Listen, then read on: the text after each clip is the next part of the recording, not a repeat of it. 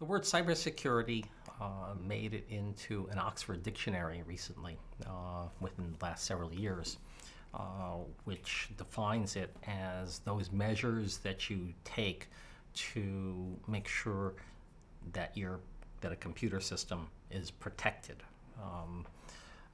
or it's the state of being protected against outside threats. It's a definition that I think is particularly narrow, because it says that cybersecurity is only about defending your computer system, protecting it from outside threats, and maybe helping you to recover and so on. And while that's very, very, very, very important part of thinking about cyberspace and the security and so on, it's not the only aspect of it.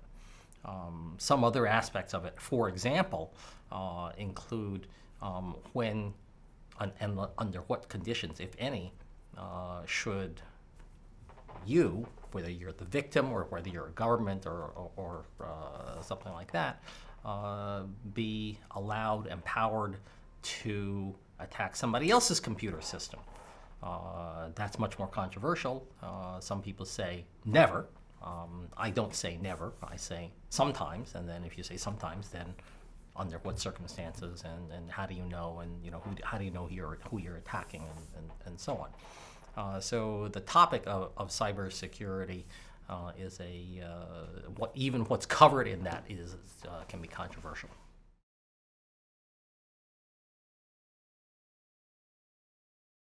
There's a whole stream of bad guys. There's a very, very wide range.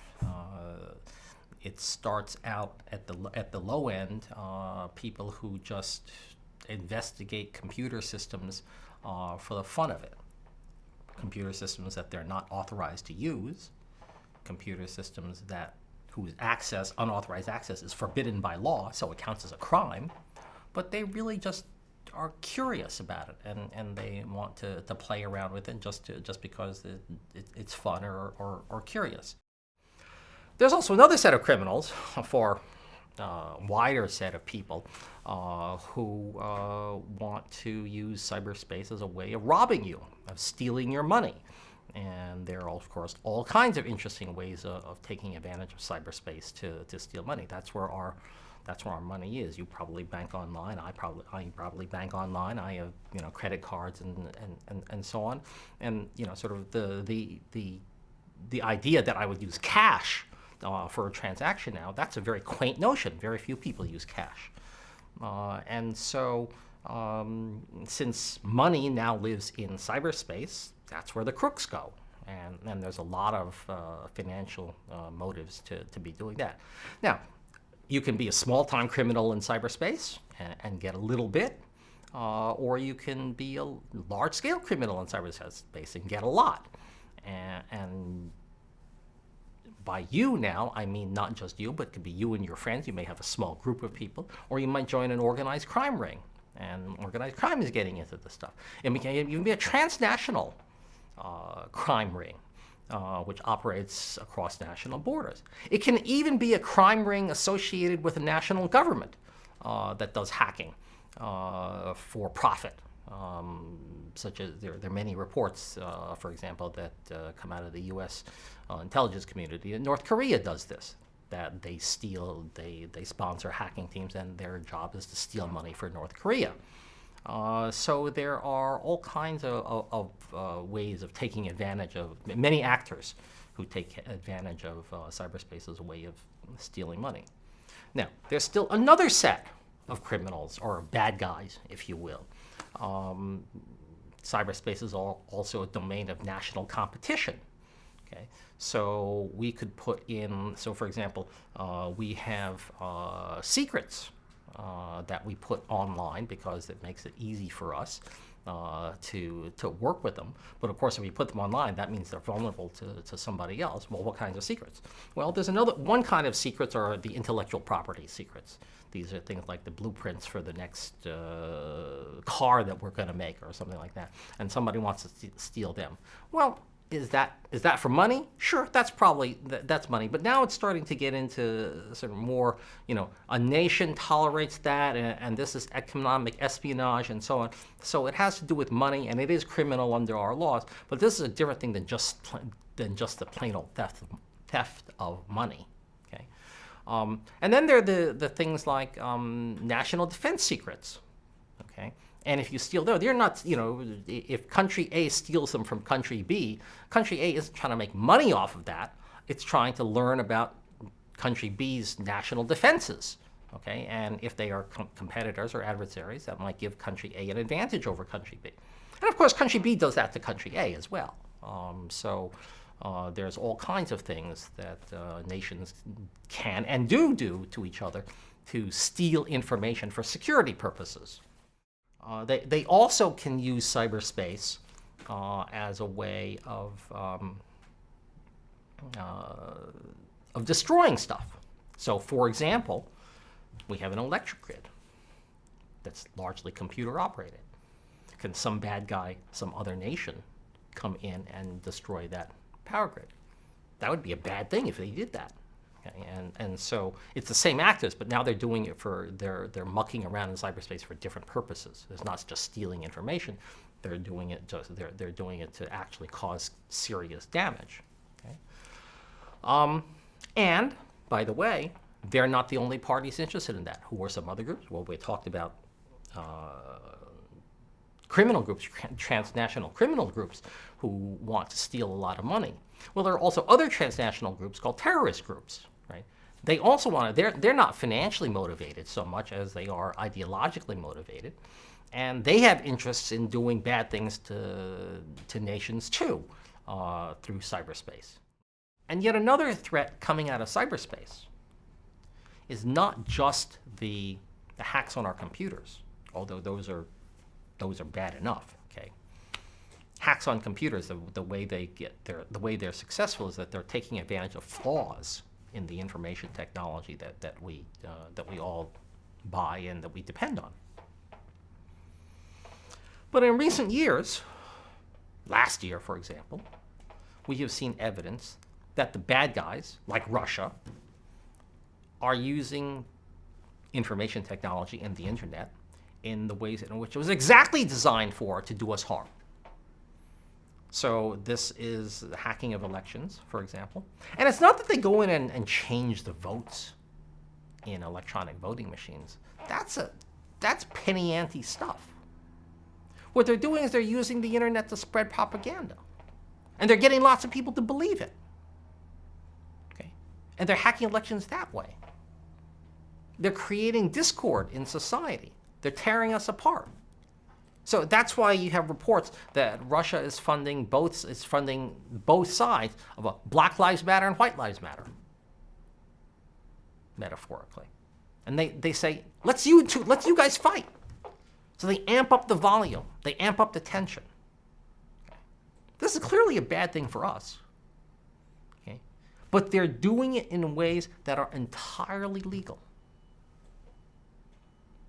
Nobody knows how to deal with that. And so that to me is the real cyber threat. Okay? It's not a cyber threat in the sense that they're going to compromise our computers and take down the electric grid or take down the banking system. It's not in Russia's interest to take down the banking system. Okay? They depend on it too. I mean, China doesn't want to take down our banking system either. We owe them $1 trillion. They want it back. Okay? It's not in their interest to do that. Is it in their interest to have a divided and therefore weakened United States? You bet it is. And so that's an interesting question as to how that threat plays out.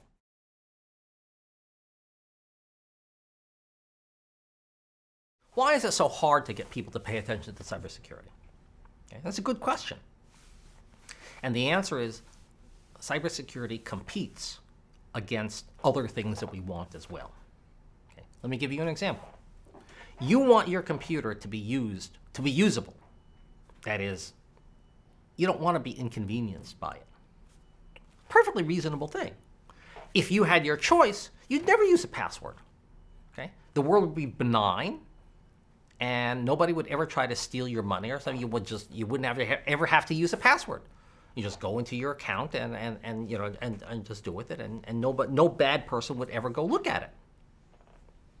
That would be a pretty good world. We don't live in that kind of a world. So you have to put some security on it. I don't know about you, but I have this sneaking suspicion that most of the security that I use, passwords and my cell phone for two-step authentication and all that sort of stuff, mostly gets in my way. Okay? Mostly I can't use the computer. Okay? And I have to go recover my password, and I have to find my cell phone and all this other stuff. Okay? Mostly it annoys me. This is an operability issue, a usability issue. The whole point of security is to make it perfectly usable to me and totally unusable to the bad guy. Right?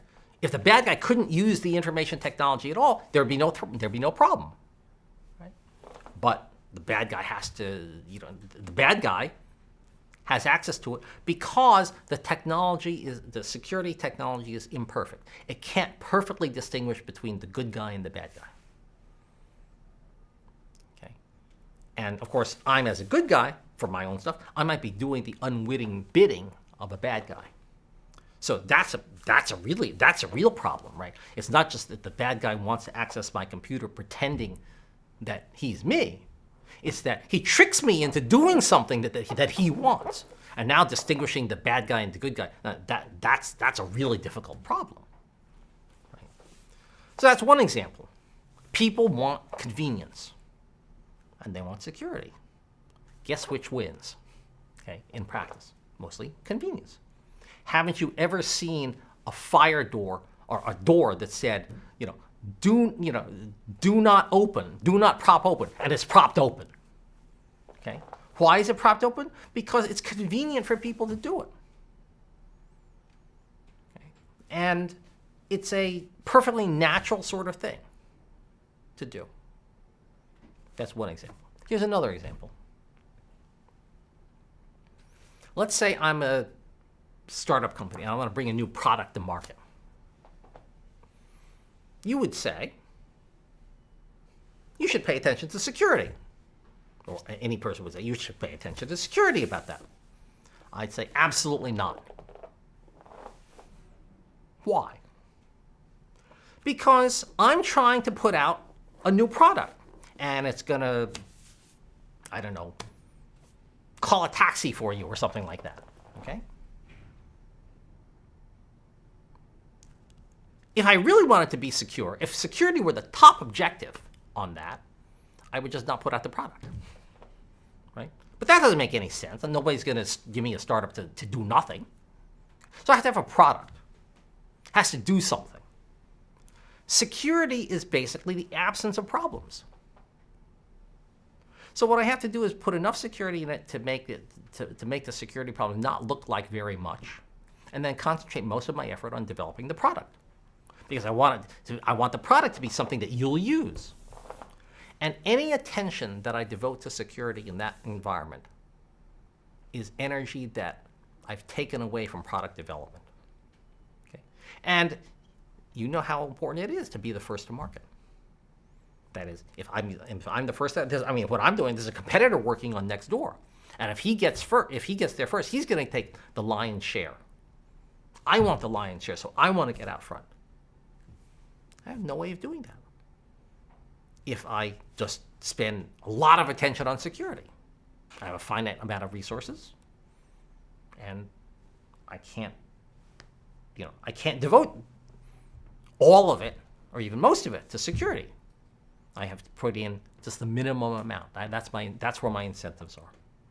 And in limited case, the minimum amount is 0.